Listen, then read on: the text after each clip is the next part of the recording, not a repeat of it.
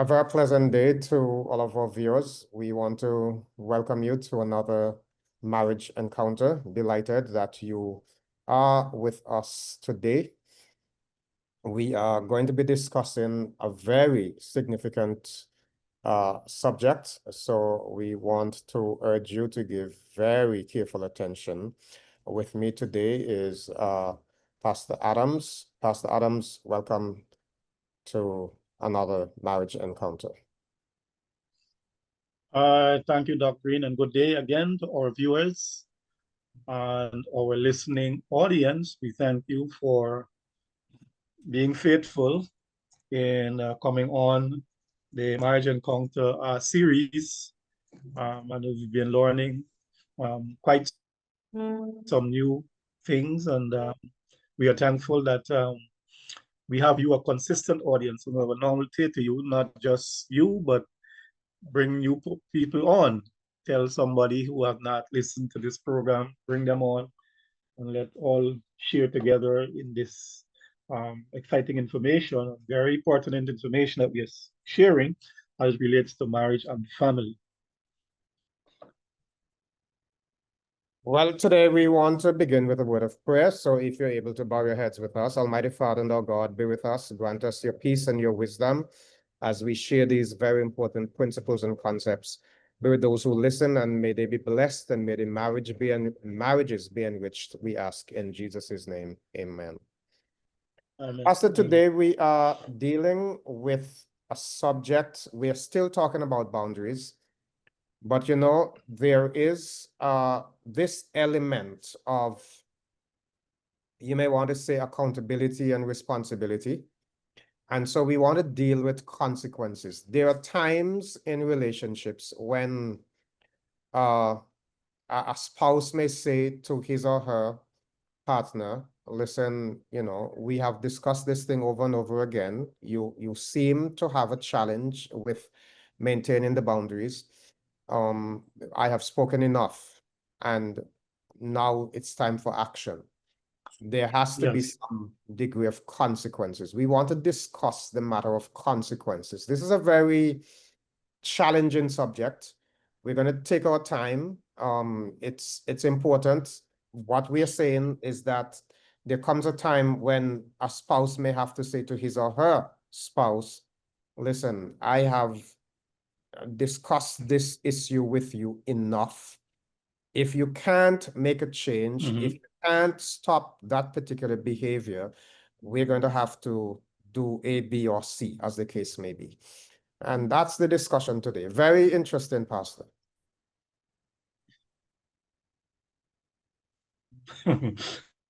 Yes, so while you may exercise patience and love and all of that, that cannot go on indefinitely. There are times when the line has to be drawn, and this is the point that we're at. If the line has to be drawn, I would say, and consequences has to follow, they should not be punitive. You know, sometimes we say that, but it becomes so punitive that it is hurting the person instead of helping them.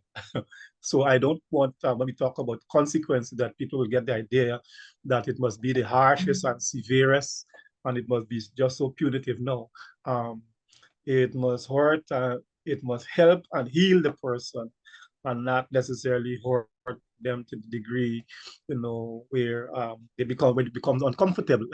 I don't think that is what is intended. That's what we're talking about. But just like our foreparents, we go back to the beginning, there was consequences as a result, and humans, our human nature are like that. Even though, you know, the line had to be drawn. God said, if you come near here and you touch this, and eat of this tree here, these are going to be the consequences, right? And even when the consequences came, he took another bold step to kind of cushion that. Yes, we're gonna suffer, you're gonna have pain, you're gonna have travail, you're gonna have sweating, you're gonna have these toxic weeds and all kind of things coming up. These are all the consequences, but behind that, we still saw love seeking to restore the relationship, right? So it should not be punitive um, to that degree that there is no hope for continuity and reestablishing and healing the relationship. Now, while you say that, and that is so true, we want to, I like to use illustrations. So if you have a child in your home and you establish rules and regulations as you ought to, if there is a home where there are no rules, there are no principles, then you're going to have pure chaos and confusion. And so if you have rule established in your home, and your child violates the rules, then the child has to learn that when you violate a rule, when you break the law, that there are consequences to it. And this is a similar thing we're talking about in a marriage relationship. You Yes. may say, well, we are adults, so why? But think of a society where there are no rules. The whole idea behind laws, regulations, when you break a traffic law, there are consequences, and a consequence is designed to cause an individual to understand that, hey, listen, you need to be more responsible. I think Cloud and Towson outlined in their book some characteristics, and maybe we can just go through these one by one. The first one they have here is that a consequence is designed to help with reality and protect you, not designed to control or change your spouse. So it's not a matter of changing your spouse, it's a matter of protecting you and dealing with reality, so that it's really allowing appropriate cause and effect, so that your spouse will experience the pain of irresponsibility and then change. That's the idea. When you're Yes. irresponsible, there are some pain associated with that. So that's the first characteristic that we want to highlight, Pastor. Yes, and that's why I'm saying that, yeah, it is not retaliatory, that you don't have the highest good of the person in mind. You are taking those steps because you have the highest good of the spouse in mind, and you are hoping that that will have the person make the adjustment, the changes that are needful, that are necessary. And I was even alluding to that when I said, well, it should not be it should not be punitive, because that is not the intent, right? It is about allowing the appropriate cause and effect to have the person take on the responsibility and act in a more mature, appropriate, responsible manner. And that's fair. That's only fair. And I think, like as we've been saying some programs back, um, we cannot take the censorious, punitive position, because the tables may turn where consequences may have to come your way. Yes, indeed. So you have to keep that in mind as well. So invoke growth, because we talked about that some program back as well. This is the area I need to grow, and this will help me to be more responsible, to act more maturely in this relationship. That is it in this marriage, as the case may be. Certainly. And I also want to add, similar to what you're saying, so that these consequences must not be set in anger. It's not reactionary. You want Right. to be deliberate in your um arranging these, or establishing these rather, so that it's not, okay, I'm vexed, I'm going to say so. You ought to think through it. You ought to pray about this, and when you make a decision. So you love your spouse, you want to have your spouse, but let's use an example. Let's say your spouse is abusing some kind of substance, alcohol, perhaps. And when your spouse gets drunk, there's a particular behavior, and you have tried everything else. Now you're establishing a consequence that, listen, if this gentleman or lady, whoever it may be, cannot check into some kind of rehab facility to get that help, then we're going to end this relationship. One of us will have to move out. And that's a consequence you may come to prayerfully, you know. And then you're going to have to be strong and stand up and say to your spouse, I've had enough. You're going to check into a rehab facility to get the help that you need because the other things we have tried have not worked. And I cannot continue to live under these circumstances.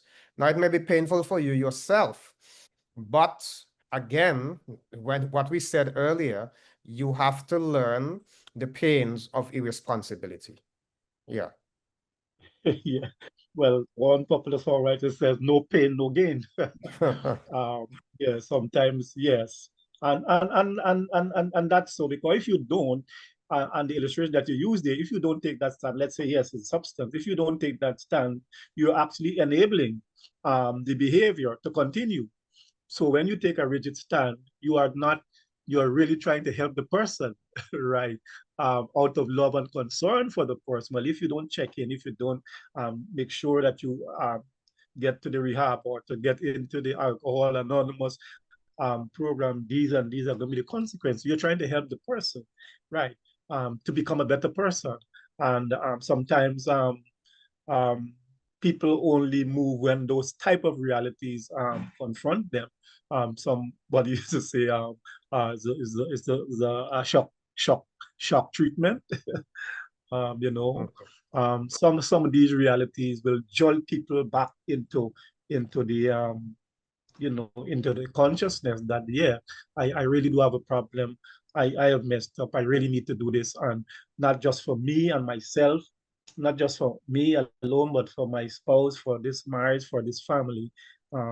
I am seeing the bigger picture now, because the person is now drawing a line and saying that this, we have to change here, this has to be improved, or we can't go on this way. And so it's we'll have to look at the bigger picture. And I want to say, because, I've dealt with so many couples and they know what to do, they have spoken, but enforcing the consequence seems to be a challenge for many persons. If you do not enforce the consequences, you may never see real change. Some people, unfortunately, have to be pushed to reality. So here's what I want to say, that the consequences must be reality based, right? Mm. It's we said already, it's not punitive. We said that it must be done in love. But again, we're dealing with a certain reality. So you want to say to your spouse in love, listen, here is where we end this. You need help. And if you can't get the help, then I can't live with you any longer. And you have to mean it. You have to be serious about it, because your spouse may never try to get the help. I've known of individuals who have moved out of the house, and or some individuals in an abusive situation have had to file to get protection, and then the spouse all of a sudden comes to their senses and they want the relationship and they don't want their spouse to leave, and they now want the help. Sometimes, Yes. unfortunately, you have to take drastic actions if anything is going to change. Yes.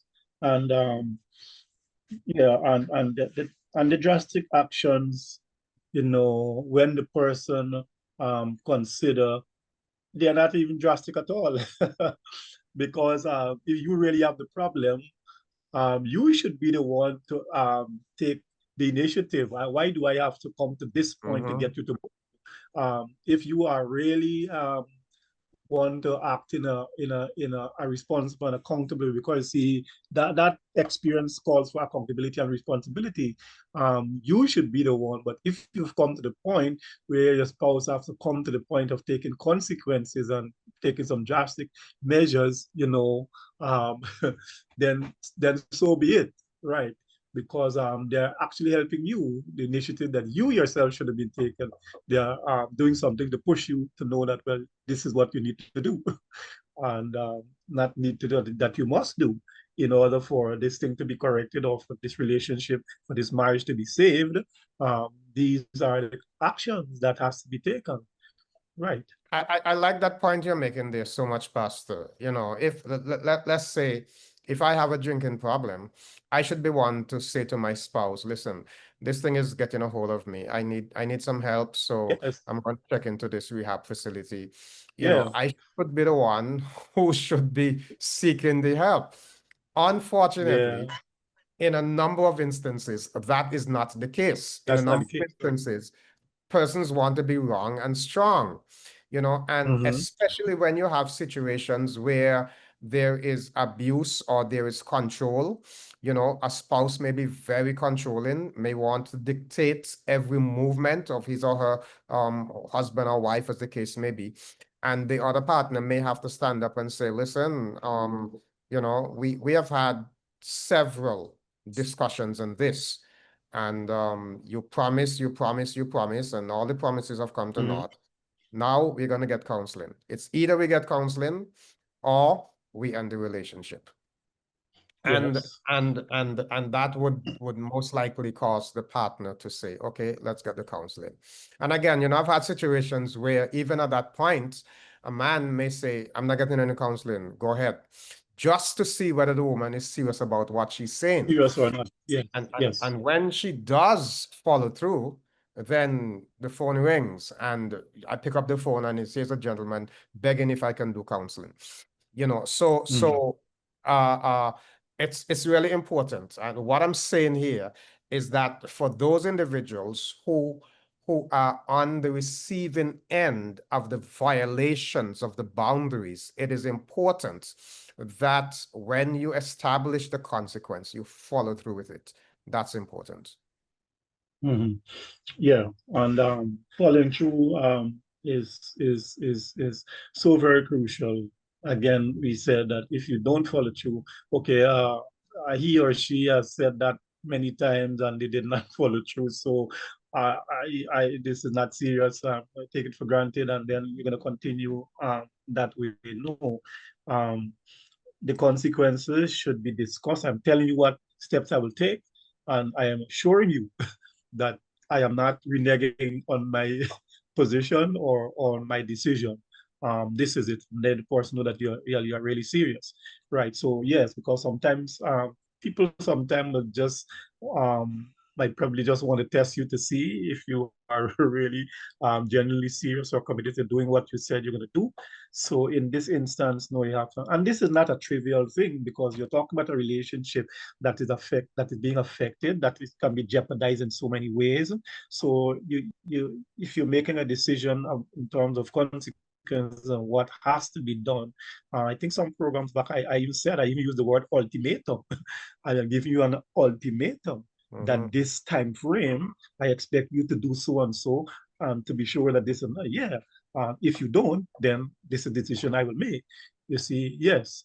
So it is all intended for the good of the person and for the general good of the relationship. So you have to be serious if you are going to meet out some consequences. Yeah, let's talk a little bit about the severity. You initially you spoke about appropriate consequences. I want Yes. to speak to this from a slightly different perspective.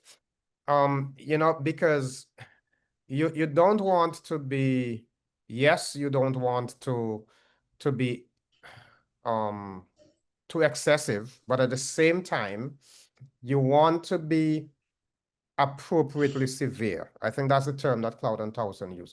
You want to be Yes. appropriately severe. So Yes. so you know, if an individual is consistently playing his or her music, I'm coming up your alley, Pastor James. If an individual is consistently playing his or her music at a very loud level, that Yeah. the partner cannot get any peace in the home, Yeah. you know, Yeah. that's one thing, you know, and you may want to establish a consequence to say, you know, if that is the case, I'm going to move out of this bedroom and I'm going to go in another bedroom because I need peace. Hmm. That is Yeah. totally different to if one of the partners is having an affair. That's a totally different story. And the consequences under those Yes, circumstances would not be just moving out of the bedroom. It would be something right. It more. has to be inclusive. It has to be Yeah, inclusive. Yes. yeah. Mhm. So So, that's the idea. You want to be right. appropriately. It's appropriately severe, meaning that you're not going to be excessive. Um, whatever the incursion is, whatever position is taken, must be equal to it. So there's Mhm. fairness and there's fairness and there's justice. You can't allow me to suffer 3 times more than I should because of a little situation that doesn't merit that kind of a response. That is what we are saying, right? So there should be fairness and and justice and whatever we do. Um, I think the wise man puts it so we must also do with kindness and in love, right? Mhm. Considering the other person because this is a relationship. I still love you as a person, but I want this behavior or this to change, right? That is it. We have to always bring love to bear on the subject at the same time to on the situation. Certainly, perhaps next week we're going to give some specific examples of consequences and appropriate, I mean, behaviors and appropriate consequences. But let's talk about this in the few minutes we have remaining, 5 or so, 6 minutes perhaps. The consequences must be enforceable. You want to make Yes. sure that it's something you can do and something you not just can do, but something that you will do. Um, Mhm. I, I think I've said before, if you say this is going to be the consequence if you don't do so and so, and then you don't follow through, you are empowering your spouse to continue with his or her behavior. Yes. You want to make sure that it is enforceable. If you can't tell Mhm. the counselor that you're having trouble in your marriage, then don't say, I'm going to call a counselor because you know you can't do it. So make sure it is Mhm. enforceable.